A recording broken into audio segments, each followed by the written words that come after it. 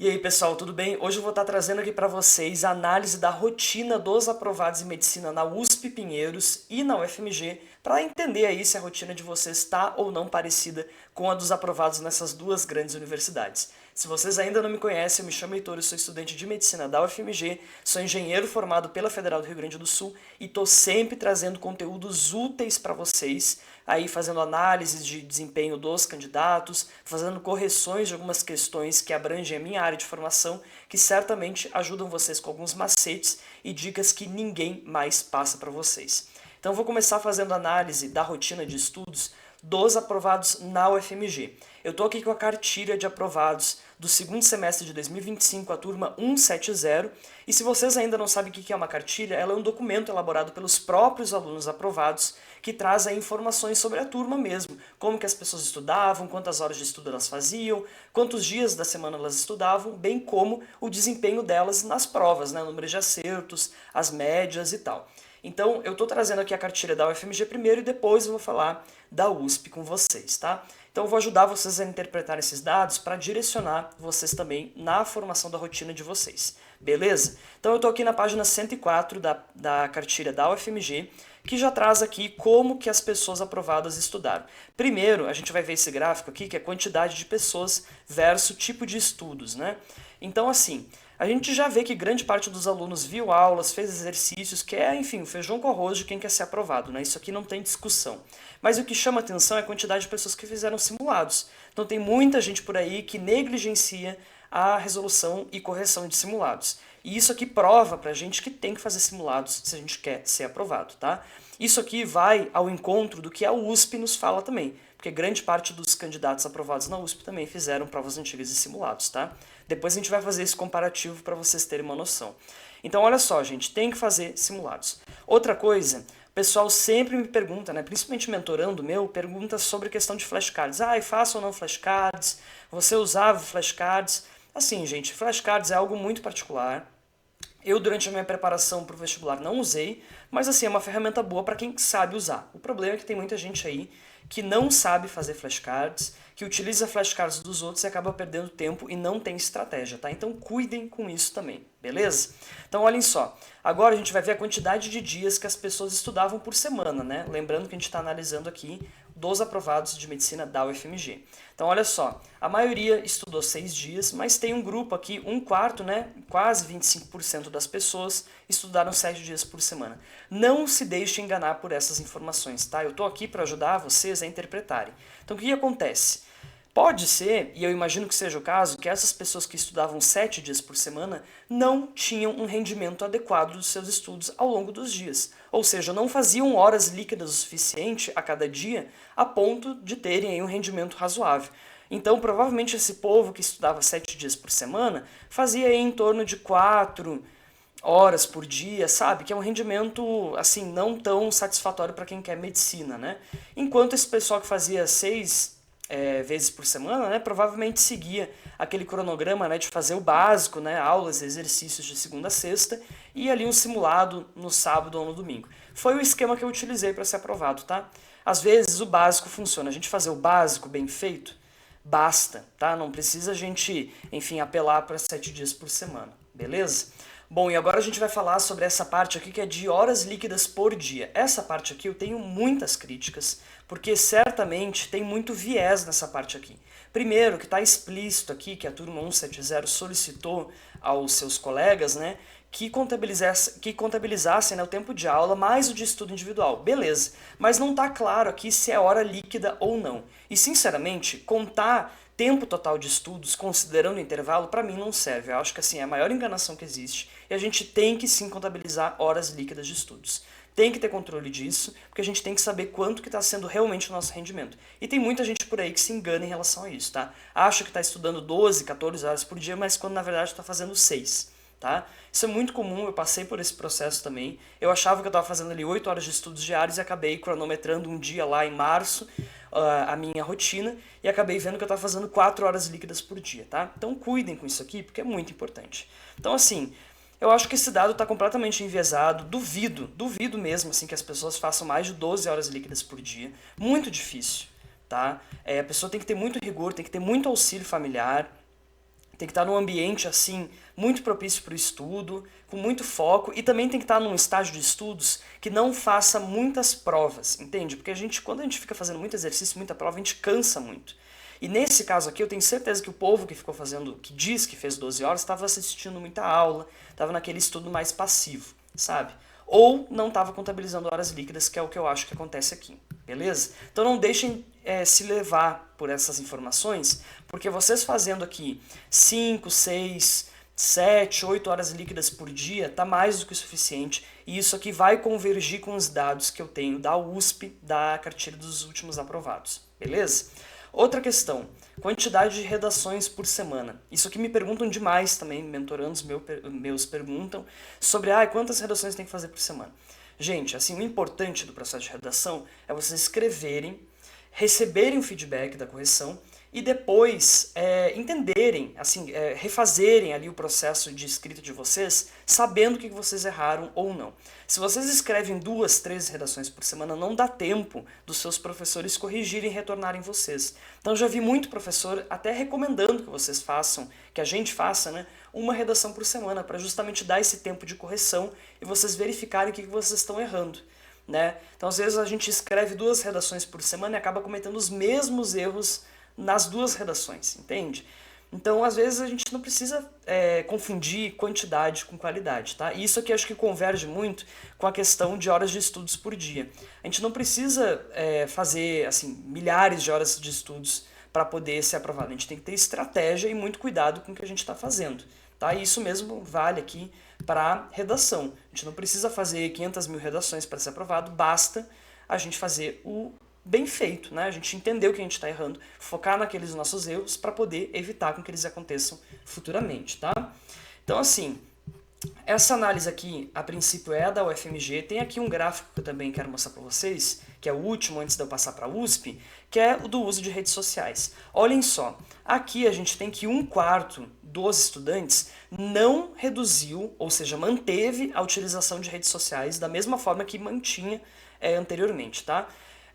Cuidem com esse dado, tá? Porque eu vejo muita gente por aí fazendo muito uso de rede social de forma desproporcional, do razoável, né? Então, se as pessoas fazem 4, 5 horas de uso de telefone por dia, isso com certeza consome seu tempo de estudo, tá? Então aí tem que reduzir. Só que aí você pode ver esse dado, caso você esteja utilizando muito celular, aí você vai ver esse dado aqui e vai pensar, pô, eu não vou reduzir porque eu vi que 25% dos alunos aprovados na FMG não reduziram. Só que assim, cada caso é um caso, né? Vocês não sabem quantas horas essas pessoas que mantiveram o mesmo tempo de uso faziam antes de começar os estudos para vestibular. Às vezes, essas pessoas que não reduziam já faziam um pouco uso de rede social. Então não se deixem levar por esses dados que às vezes eles são enviesados. Não é que eles são enviesados, mas às vezes vocês têm que tomar cuidado com o que está sendo falado aqui para vocês, tá? Então se você está fazendo um uso de rede social aí desproporcional, o que eu já acho que acima de 2 horas é muito, você tem que reduzir e repensar aí a sua estratégia de estudos, porque assim, não dá para passar em medicina fazendo muito uso de celular, tá? Vocês têm que reduzir e focar naquilo que importa, tá? Bom, então vamos lá agora para a cartilha da USP, certo? Turma 113, que é a última cartilha que a gente tem disponível. Então vamos falar sobre a rotina de estudos para o vestibular desses alunos aprovados, certo? Então olhem só, quantas horas líquidas, aqui está bem claro, né? De estudos os estudantes aprovados faziam por dia. Notem que tem uma quantidade razoável até de pessoas que dizem que fazem mais de 11 horas líquidas por dia, mas que a maioria faz menos de 9 horas, tá? Esse grupo aqui, ó, tem até gente aprovada com menos de 3 horas, o que indica que quantidade não é qualidade. Cuidem com isso, tá? Tem muita gente entrando em burnout, estudando 12 horas por dia, que na verdade nem estuda 12 horas por dia. Vocês têm que cuidar muito com isso, tá? Não confundam. Então, se vocês vão fazer um processo aí de estudos que enfim, muito longo, né? Por muito tempo de estudos por dia, vocês têm que focar sempre na qualidade e não na quantidade. Então, não confundam essas duas coisas, porque esses dados aqui, eles reforçam isso que eu estou falando para vocês. Vocês não precisam de muitas horas de estudos por dia para serem aprovados. É uma linha tênue. É claro que vocês não vão jogar fora o tempo de vocês, mas ao mesmo tempo vocês não podem deixar de descansar para estudar, beleza? Olhem só, métodos de estudos fazendo parte da rotina de estudos dos aprovados da USP. Bom, vídeo aula e tal, clássico, né, como eu falei, o feijão com arroz que tem que fazer, e prova antiga e simulados aqui em segundo lugar e terceiro, né, para os aprovados da USP. Então tem que fazer prova antiga e simulado, pelo amor de Deus, façam provas antigas e simulados, senão vocês vão estar jogando o tempo de estudo de vocês no lixo. Assim, só ficar na teoria não adianta, tem que botar a mão na massa, e esses dados aqui comprovam isso para vocês, tá?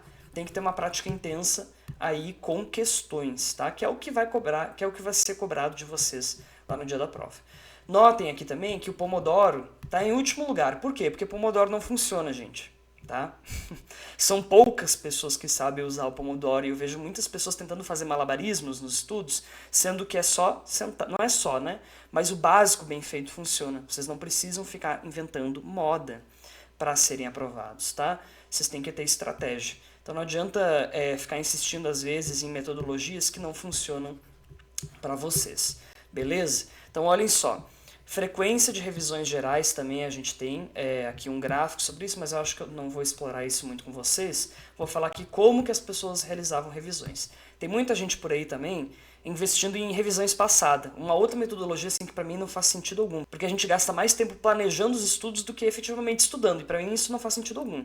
Então assim, como que as pessoas aprovadas na USP realizavam as revisões? Eu adorei essa pergunta aqui, acho que poderiam ter botado lá na cartilha da UFMG também, porque mostra que as revisões dos aprovados foram feitas por meio de provas antigas e simulados, tá? Ou resolvendo e corrigindo questões novas, que foi a minha metodologia de estudos também que me permitiu ser aprovado em um ano, ponto.